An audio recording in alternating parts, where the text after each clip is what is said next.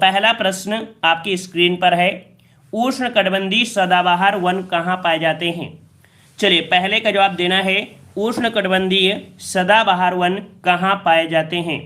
चलिए वन का जवाब देना है, वन का जवाब सही कौन सा हो जाएगा, उष्णकटिबंधीय सदाबहार वन कहाँ पाए जाते हैं। तो यहाँ पर आपका जवाब हो जाएगा, देखो सदाबहार है ना, सदाबहार है, सदाबहार कहाँ मिलेंगे, जहाँ पर कह सकते हैं पानी की मात्रा ज़्यादा होगी, पानी की मात्रा ज़्यादा होगी। तो आपने सुना होगा पूर्वी घाट और आपका पश्चिमी घाट। तो यहाँ पर जब पानी क्या होता है, यहाँ पर ज़्यादा बहता है, जाता है कि नहीं होता है, ये जो आपका अरब सागर यहाँ से मानसून उठता है तो यहाँ पर बारिश ज़्यादा होती है। तो आपका जवाब हो जाएगा नंबर पश्चिमी घाट, क्या हो जाएगा, पश्चिमी घाट हो जाएगा, ऑप्शन आपका ए बनेगा। ठीक है, चलिए राम राम भाई अरुण जी, राम राम। अगला प्रश्न आपसे पूछा गया है, सागौन किस क्षेत्र में बहुतायत में उगता है। सागौन किस क्षेत्र में बहुतायत में उगता है।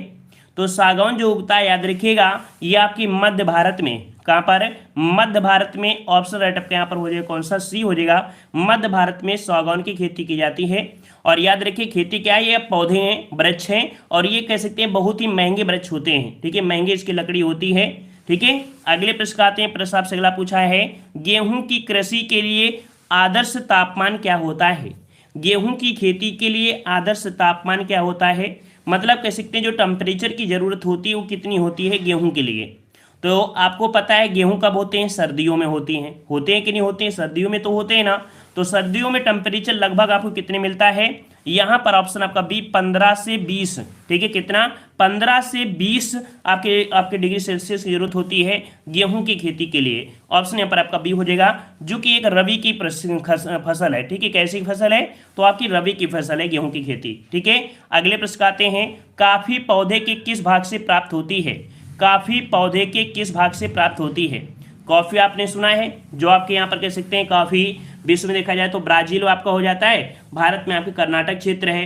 तो काफी जो आपकी प्राप्ति की जाती है वो आपकी किससे होती है, तो 4 का ऑप्शन आपका हो जाएगा बीज से। किससे होती है, बीज से प्राप्त की जाती है। सीड्स इंग्लिश में कभी लिखा होगा, कभी कभी सीड्स, सीड्स मतलब क्या होता है, बीज ही होता है। तो ऑप्शन यहाँ पर आपका ये हो जाएगा, बीज हो जाएगा। ठीक है, अगले प्रश्न को आते हैं। प्रश्न आपसे अगला है, कुल क्षेत्रफल के दृष्टिकोण से भारत में किस राज्य में सिंचित क्षेत्र सर्वाधिक है। सिंचित क्षेत्र जो सर्वाधिक है वो आपके किस क्षेत्र में है। तो आपका जवाब क्या बनेगा, यहाँ पर 5 का जवाब देना है। चलिए 5 के ऑप्शन यहाँ पर सी आ रहे हैं, 5 के ऑप्शन आपका सी आ रहा है। यहाँ पर सिंचित क्षेत्र जो आपका है कौन सा, तो आपके उत्तर प्रदेश, ऑप्शन आपका सी हो जाएगा, उत्तर प्रदेश। ठीक है, अगला प्रश्न आपका दिया है कि कौन सा राज्य बॉक्साइट उत्पादन में अग्रणी है। कौन सा राज्य बॉक्साइट उत्पादन में अग्रणी है, यहाँ पर जवाब देना है। बेहतरीन क्वेश्चन आपके हैं। ठीक है, और ऐसे ही प्रश्न आपके पूछे गए थे 2020 में। चलिए तो यहाँ पर आपका जवाब हो जाएगा ऑप्शन राइट आपका उड़ीसा। याद रखिए बॉक्साइट के लिए जो आपका है अग्रणी वो आपका उड़ीसा है। ऑप्शन राइट आपका यहाँ पर हो जाएगा उड़ीसा। अगला पूछा गया है, साइलेंट वैली किस राज्य में अवस्थित है।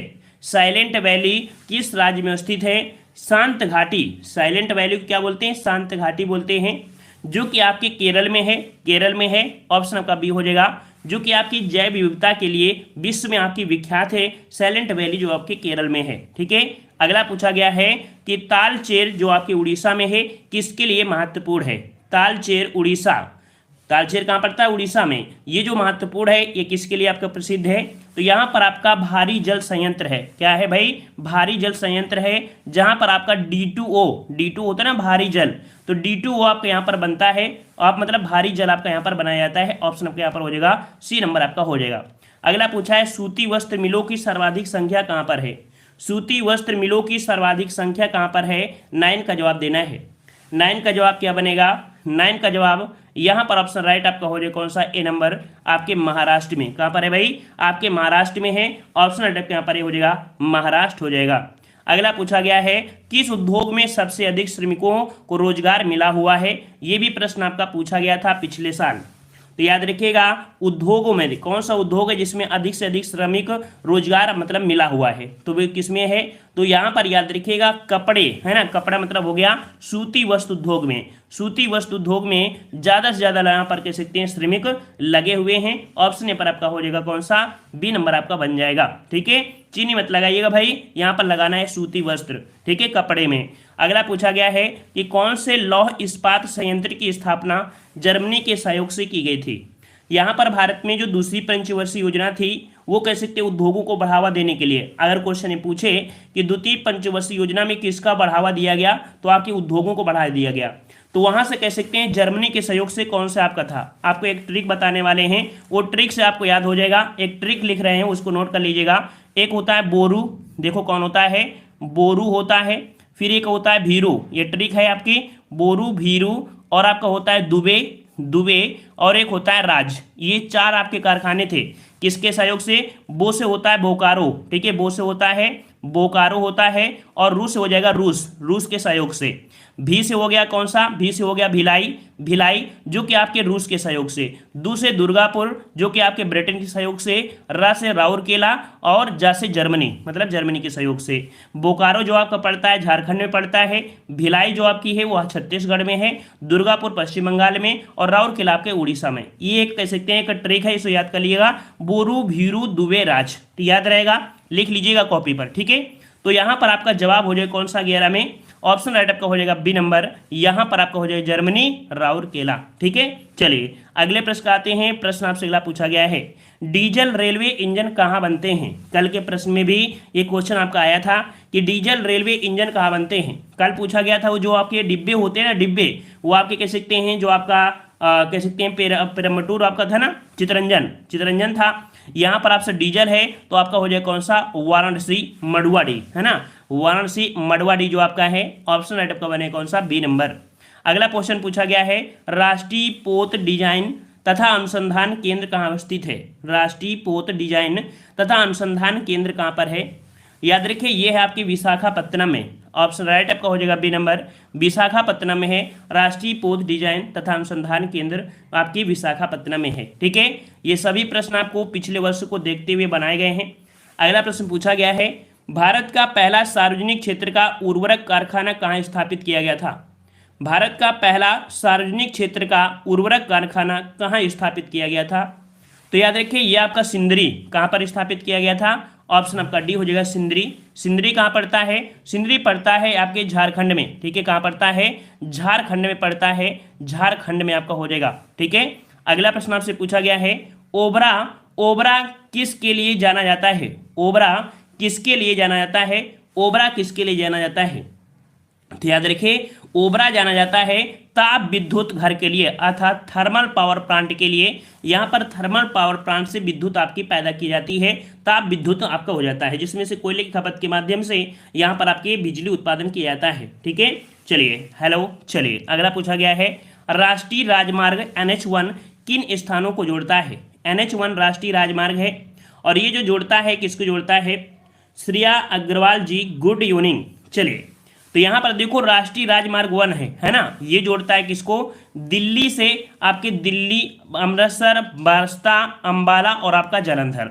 यहाँ पर ऑप्शन राइट आपका ये हो जाएगा, यहाँ पर दिल्ली, अमृतसर, बारास्ता, अंबाला और जालंधर ये आपका रूट आता है। वहीं पर आपका NH2 जो आपका हो जाता है वो दिल्ली से आपके कहाँ में जाता है, कोलकाता में जाता है। NH1 NH2 को मिला देने से GT रोड अर्थात ग्रैंड ट्रंक रोड आपकी बन जाती है, ठीक है। अगले प्रश्न आते हैं। प्रश्न आपसे अगला पूछा गया है, भारत में डाक विभाग की स्थापना कब हुई थी। भारत में डाक विभाग की स्थापना कब हुई थी। तो याद रखिए भारत में डाक विभाग की स्थापना किसने कराया था, लाल डलहौजी। लाल डलहौजी का शासनकाल बताइए। इसमें से आपको बताना है लाल डलहौजी का कौन सा कार्यकाल इसमें से मिल रहा है। तो आपको मिल रहा होगा कौन सा, यहाँ पर 1854 मिला है ना, क्योंकि 1853 में उन्होंने रेलगाड़ी चलाया था, 1854 में उन्होंने डाक विभाग की स्थापना किया था। तो ऑप्शन राइट का हो जाएगा कौन सा, बी। मतलब लाल डलहौजी ने कहीं ना कहीं कुछ अच्छे तरीके से किया, लेकिन उनकी जो नीति थी राज्य हड़प, वो कहीं ना कहीं उनकी नीति खराब हो गई। इसी कारण कह सकते हैं कि उन्हें यहाँ पर कह सकते हैं युद्ध भी हुआ था, है ना, 1857 का। अगला पूछा गया है, भारत को कुल कितने पिन कोड क्षेत्रों में विभाजित किया गया है। भारत को कुल कितने पिन कोड क्षेत्रों में विभाजित किया गया है। यहाँ पर ऑप्शन आपको दिख रहे होंगे 18 नंबर में। तो याद रखिएगा इसमें कोई ऑप्शन नहीं है, ऑप्शन आपका यहाँ पर होना चाहिए 9। ठीक है, शुद्ध आंसर क्या है? शुद्ध आंसर आपका हो जाएगा 18 का कौन सा? आपका हो जाएगा 9 हो जाता है कि भारत को कुल कितने पिन कोड में? तो आपके 9 पिन कोड में, है ना। वो 9 कोड क्या है? तो आपको हम टेलीग्राम पे आपको सभी पिक आपको भेज देंगे। हमने एक जगह कलेक्ट किया है तो आपको टेलीग्राम पे सब दे देंगे कि जैसे यूपी में कहाँ से कहाँ स्टार्ट होती है, पश्चिम बंगाल में, जम्मू कश्मीर में क्या होता है, इन सब का हम आपको टेलीग्राम पे भेज देंगे, तो उसको आप दे सकते हैं। ठीक है ना। और इसके अनुसार से ऑप्शन के अनुसार यहाँ पर आप डी लगा सकते हैं, क्योंकि पहले यहाँ पर आपने सुना होगा कहीं कहीं पर लिखा भी होगा 8, तो मैक्सिमम के अनुसार इसमें आप डी लगा दीजिएगा। वैसे आपको कितना होता है? शुद्ध आपका 9 होता है। ठीक है, 9 ही आपका है, 9 ही आपको लगाना है। लेकिन अगर एग्जाम में आता है तो ऑप्शन के अनुसार आपको मैक्सिमम वाला लगा देना है जो कि ऑप्शन में आए। ठीक है, अगला पूछा है भारत में एसटीडी सेवा कब आरंभ हुई थी? एसटीडी सेवा कब प्रारंभ की गई थी? तो याद रखिए एसटीडी सेवा जो कि कानपुर से लखनऊ, ठीक है, सर्वप्रथम कहाँ पर की गई थी?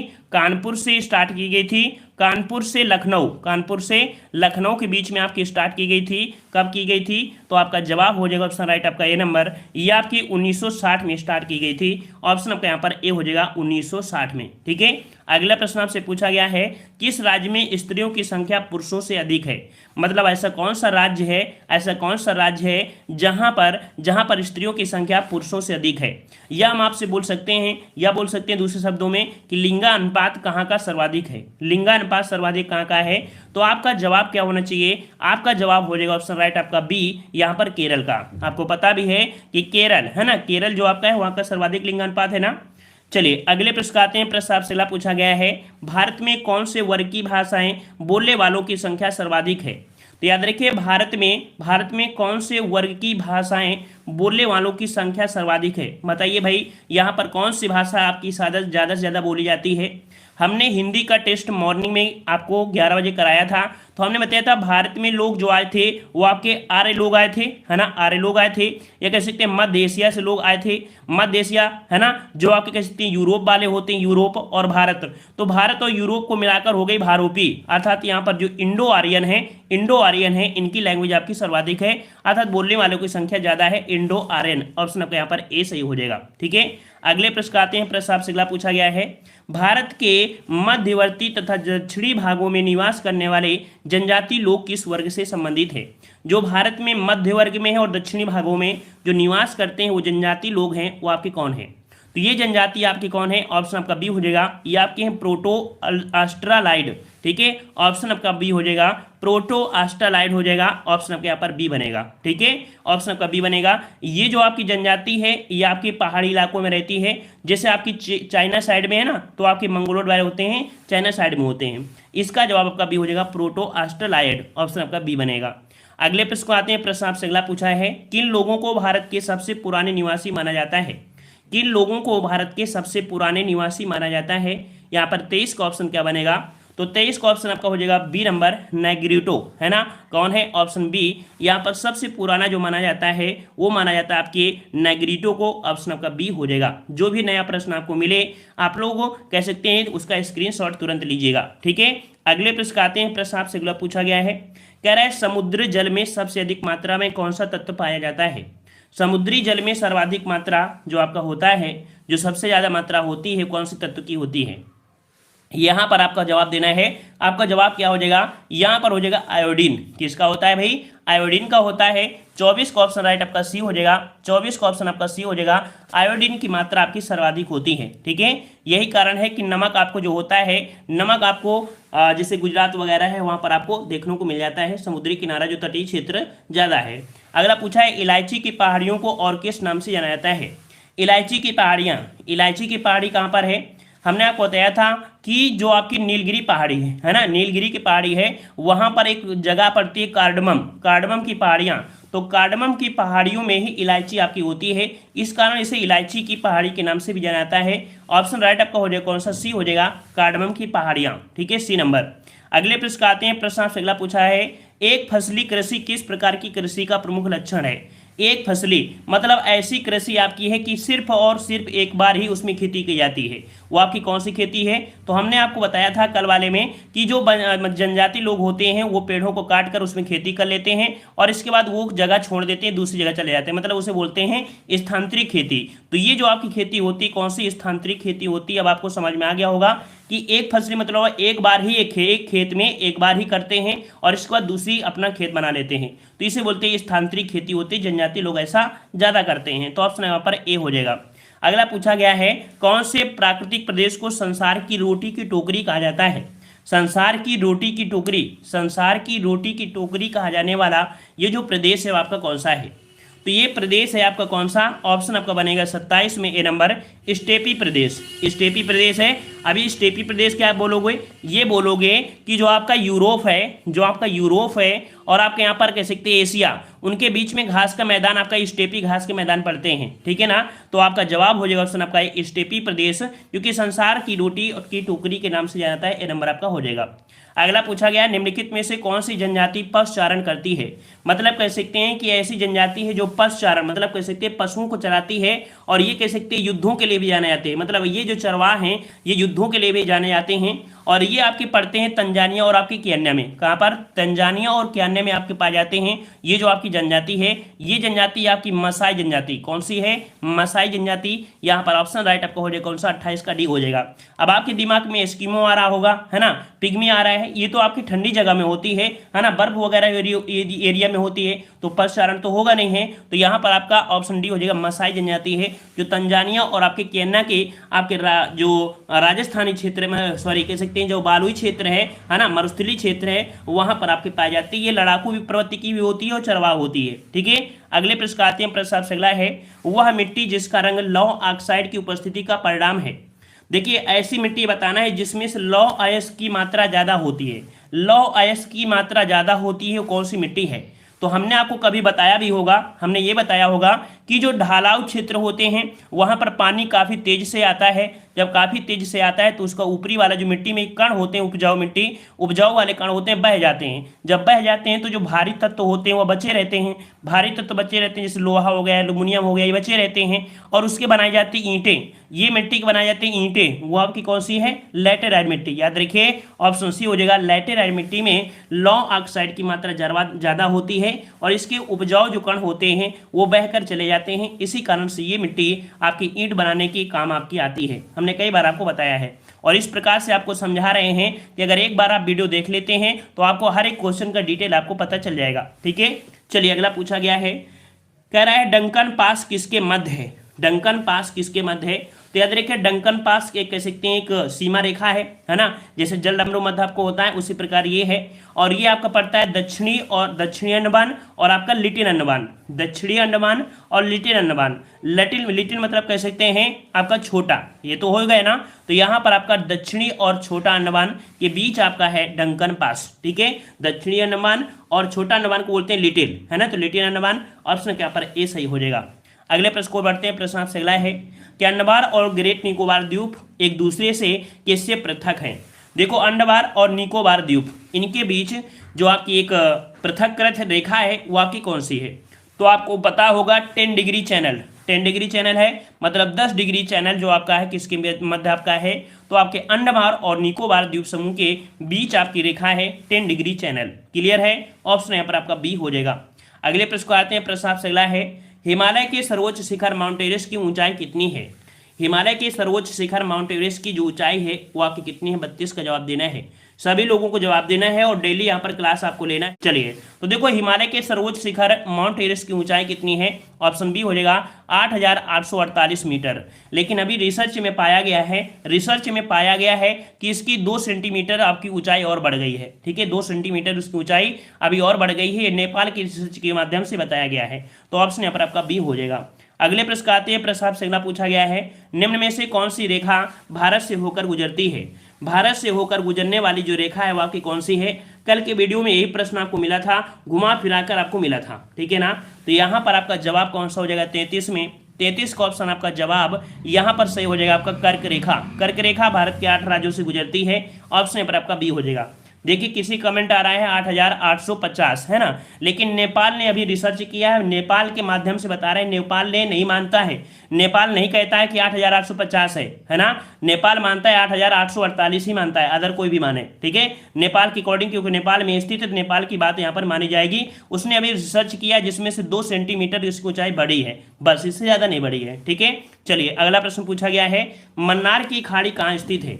मन्नार की खाड़ी कहाँ पर है, मन्नार की खाड़ी कहाँ पर है, या देखिए मन्नार की खाड़ी जो आपकी है ये आपकी कहाँ पर है, तो देखिए गुजरात में तो आपकी है नहीं है, केरल में तो है नहीं है, कन्याकुमारी के दक्षिण में दिया है, दक्षिण में, दक्षिण मतलब कह सकते हैं ये देखो ऐसे आपका हुआ, दक्षिण मतलब आपका हो गया कौन सा भाग, ये वाला भाग, लेकिन है कहां पर, ये वाले भाग में है। मन्नार की खाड़ी कहां पर है, तमिलनाडु के पूर्व में। ऑप्शन आपको जवाब देना है बी वाला, तमिलनाडु के पूर्व में स्थित है, यहां से मन्नार खाड़ी है, फिर यहां पर आपका श्रीलंका है, ठीक है ना। तो ऑप्शन आपका जवाब क्या देंगे, जवाब यहां पर बी देना है। देखो काफी लोगों के जवाब डी आ रहे हैं, बल्कि डी नहीं है बी होगा, क्यों, तो आपको देखो सिंपल से एक थोड़ा सा मैप हल्का सा बनाते हैं।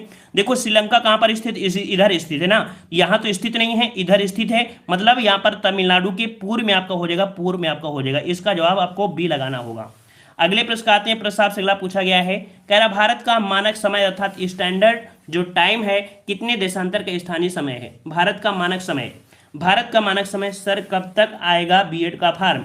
भाई बीएड का फार्म देखो फरवरी में आना है ना, और 2-4 दिन की बात है आ जाएगा। चलिए भारत का मानक समय स्टैंडर्ड जो समय है वो आपका कौन सा है, यहाँ पर 35 का ऑप्शन आपका जवाब यहाँ पर हो जाएगा 82.5 पूर्वी देशांतर, ऑप्शन बी हो जाएगा।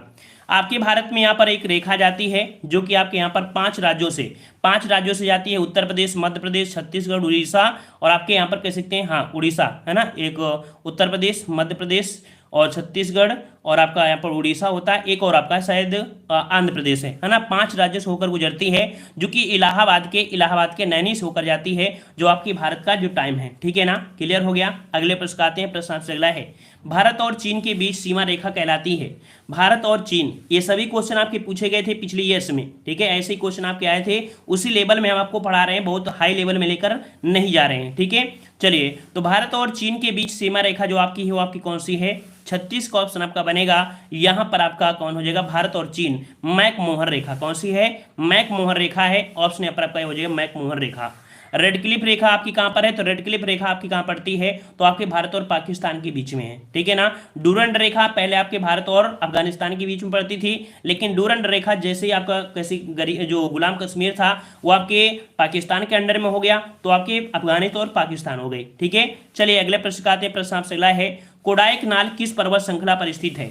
कोडाइकनाल एक पर्वत श्रृंखला है, और ये स्थित है कहाँ पर, ये स्थित है आपके पालनी, ठीक है, पालनी की पहाड़ियाँ पड़ती हैं, पालनी की पहाड़ियाँ पड़ती हैं कहाँ पर, तमिलनाडु में, ठीक है, कहाँ पड़ती हैं, तमिलनाडु में पड़ती हैं। देखिए तमिलनाडु में, यहाँ पर आपका जवाब ये हो जाएगा कि कोडाइकनाल की पर्वत श्रृंखला कहाँ पर स्थित है, पलानी पर स्थित है। पलानी कहाँ पड़ता है, आपके तमिलनाडु में पड़ता है, ऑप्शन आपके यहाँ पर ए सही हो जाएगा।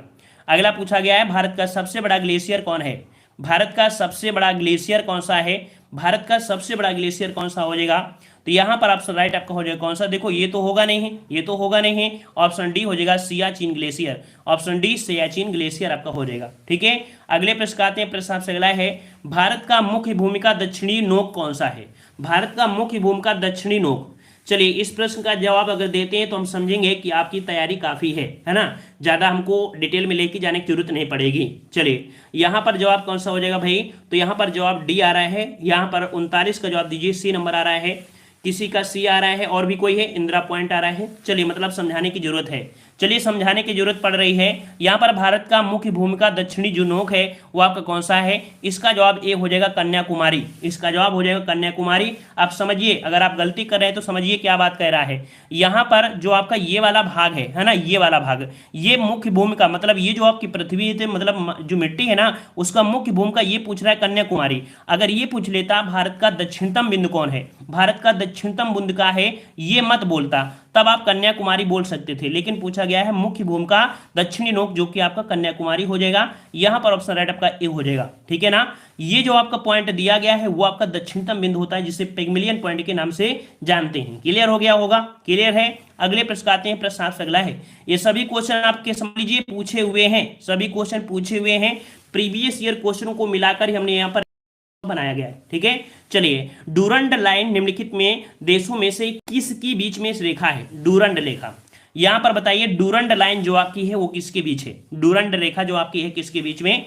तो देखो अभी हमने आपको बताया था भारत और अफगानिस्तान, है ना, लेकिन जब गुलाम हो गया वो उसमें चला गया, तो आपका जवाब कौन हो जाएगा, जवाब हो जाएगा पाकिस्तान और आपका अफगानिस्तान।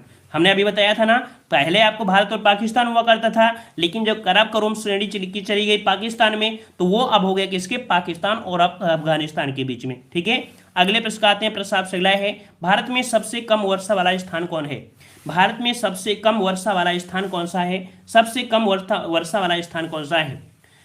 चलिए यहाँ पर जवाब हो जाएगा 41 को ऑप्शन आने शुरू हो गए हैं। यहाँ पर सी नंबर आ रहा है भाई, देखिए किसी किसी का सी आ रहा है। और फास्ट जवाब दीजिए, लेह आ रहा है। चलिए बहुत अच्छा, यहाँ पर याद रखिए 41 का ऑप्शन आपका बनेगा ए नंबर, लेह में जो आपकी होती है वो वर्षा होती है 50 सेंटीमीटर से कम, 50 सेंटीमीटर से ही कम वर्षा होती है। कहाँ पर? आपके लेह अर्थात आपके लद्दाख में। ठीक है, तो ऑप्शन यहाँ पर आपका ए हो जाएगा। सबसे ज्यादा वर्षा कहाँ होती है भारत में? सबसे ज्यादा वर्षा कहाँ होती है? मासिन राम मेघालय भारत में ही नहीं विश्व में सबसे ज्यादा वर्षा होती है। लगभग 1100 सेंटीमीटर आपकी वर्षा यहाँ पर आपकी हो जाती है।